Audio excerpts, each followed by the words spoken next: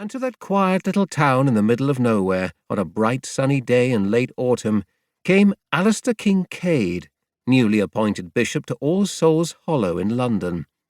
He arrived in Stonehaven by train and walked unhurriedly through the town, enjoying its old-fashioned terraces and traditional cottages, fashioned from the local creamy grey stone.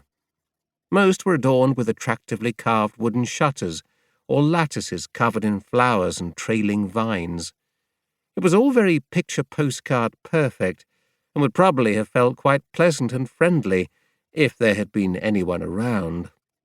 But the streets were empty, and almost unnervingly quiet as the evening drew on. And when Alistair finally entered the hall car park, he wasn't that surprised to find it entirely deserted. Not a car to be seen in any of the neatly marked bays, and this in the kind of old country town where parking spaces were always going to be in great demand. He stopped just inside the entrance and looked thoughtfully at the town hall.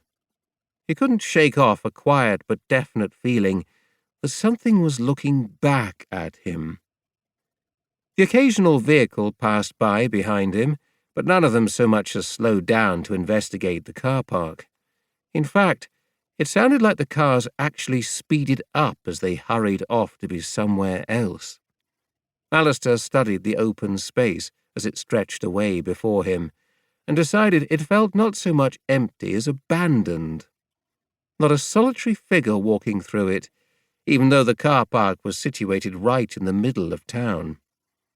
Alistair's eyes narrowed as he fixed his gaze on the town hall.